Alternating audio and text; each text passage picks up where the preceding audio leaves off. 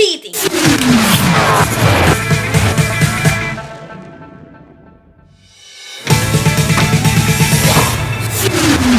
It will always be. Logan, please. Tell me to stop, and I'll stop.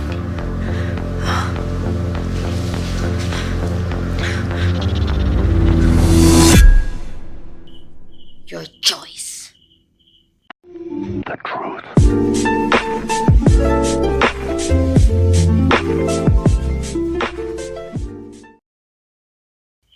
What's up, it's me again and I'm back again in another video. So, yes, definitely this will be the first video that, well, na may sense.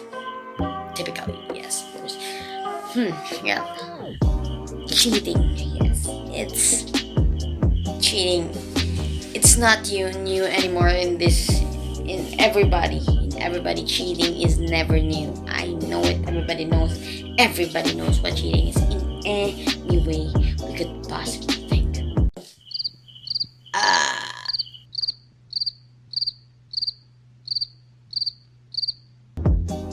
Yeah, cheating. So first and foremost, kung ayaw nyo po makinig or if you don't wanna talk about cheating, I don't give a damn. Just stop this video and get out of my house! Get out! Get out! And if you want to, stay tuned, and that is my pleasure. Okay, so let's first define what cheating really is. So cheating is an act, dishonesty, or unfairly in order to gain an advantage, especially in a game or examination. So, typically po, cheating o pandadaya ay it speaks of being dishonest, being untrue. It might be in a relationship. Ayaw kitang pilitin kung di ka pa handa sa susunod na Or in a very typical in an examination. So last Friday, yes, I was able to have a conversation. We as a group with my teacher, I was able to have a conversation with regards to cheating, and it was life-changing.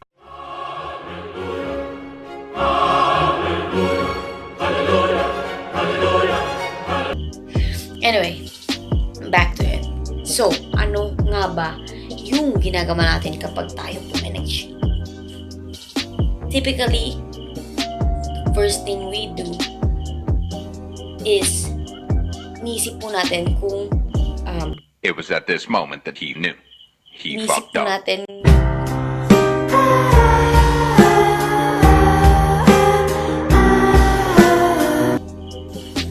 the first thing we do is iniisip po natin that we will succeed. We will cheat so that we will succeed. Yes, that is a very first thing we do is iniisip po natin that we will succeed. We will cheat so that we will succeed. Yes, that is a very one thing that in mind. So, ano ba for example, if you're in an examination, why would you cheat? Of course, you want to be right. You want your answers to be right. You want to succeed, even though it's in the means of cheating. Next part, if you cheat, you will always lie. You're lying to yourself. You're lying to anyone who asks. You're lying to your parents.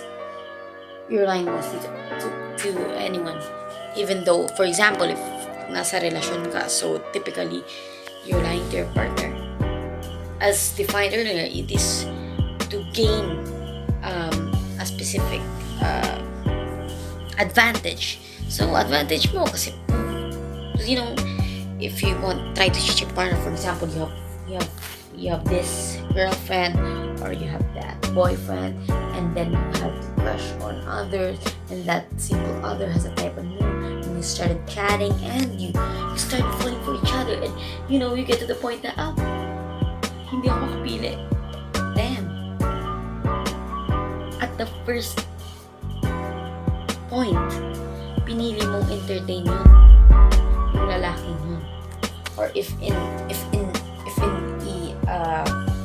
examination, you're cramming and you've got no answer, and then you try to ask your seatmate, it's still your choice. Choice mo yun. You could have chosen that you should have, oh my god, you should have acted like, hindi ko to alam, I don't know this, I'll just try to guess the correct answer. And you try to retain honesty, but no, some people, they crave for success even by the means of doing bad things, Well, there's a fact lesson na, it is considered good if the outcome is good. But originally, if we talk about morality or in moral relativism, cheating, whatever the act must or the process it happened or whatever, What do you mean? whatever the outcome is, if the process is wrong, it's definitely bad or it's definitely wrong. So going back po, ano nga ba yung point ko? Kasi pinapahaba ko lang po. My point is, don't cheat, my friends. It's your choice. As again, I will try to tell you again, it's never accidentally done.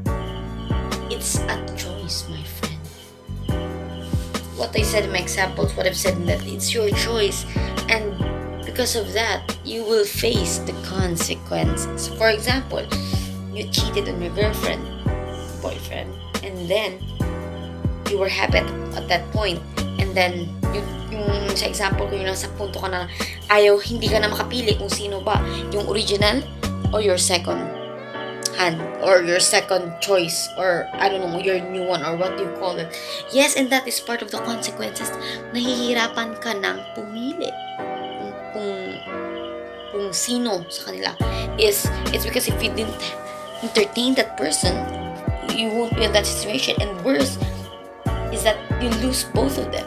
O, diba? Yan ang consequence. And in an exam, you might, okay, let's see, you're in the best of luck in your cheating paraphernalia or what, na nakagraduate ka. Then, when you reach your job, you will definitely cram.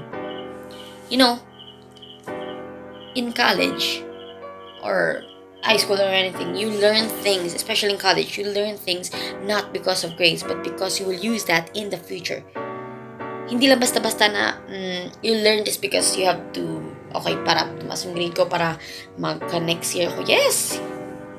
Yan yung isip mo, pero yung point ko is, gagamitin mo talaga yan, and that's why college is a bit, let's say, it's a very hard task because, this is a point where whatever you learn, you will apply in your job. That's why, yung gusto mong kurso is, yan yung kinukuha mo. So, medyo dinidinan nila yung mga lessons na tinuturo sa'yo sa college. So, again, my friends, no matter how hard the path is, try to stay in the light. Even though the temptation is too hard, is too very tempting. Even though the path is so hard that you can't even walk, my friend, you can take a rest. Take a rest. Wala po tayong deadline dun eh. Yung rate nung success natin is nakadepend. It doesn't depend. For example, this classmate mo, naging successful within 2 months. If you aren't successful at that 2 months, it doesn't mean that you won't be successful again, my friends. We have different times. Merong nakalaan sa atin eh. Hindi po kaya na yung patas tayong tao is that patas rin yung time mo success. No, it depends on how we take or how we walk the life, or it's God's plan. You know that it's God's plan, and you have to trust God. And of course, as I've learned from our teacher, you really need to in times of hard, you just have to think about Jesus, about God, or whatever religion you are. You just have to think about your God. I'm not a racist or whatever. I am an open-minded person. I respect each and other religion. I'm and I respect the beliefs of each people here. So definitely that's it. So again, no, cheating is your choice. Ilang ulit ko ba ito sasabihin, no? Cheating is a choice. I don't know if you believe, but this is my opinion. You can never cheat if you didn't choose it, isn't it? And I think this is the first time I've had a vlog na merong kwenta po, no? I'm laughing at myself. And yeah, that's it.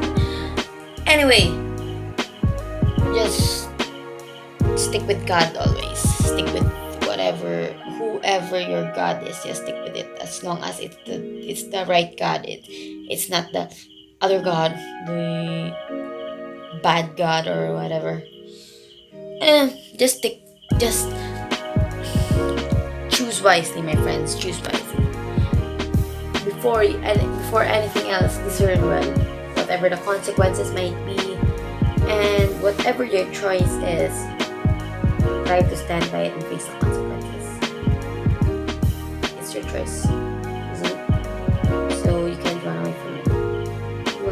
You will face the consequences, no matter what. So, that's our video for today. Ang energetic po ng so ko, no? So, again, nag-so pa rin ako. Grabe. So, what? Ikatatlo na po yun. Anyway, so that's it for my vlog for today. I hope you learned something na kahit meron, parang inuulit-ulit ko, at least merong kwenta, no?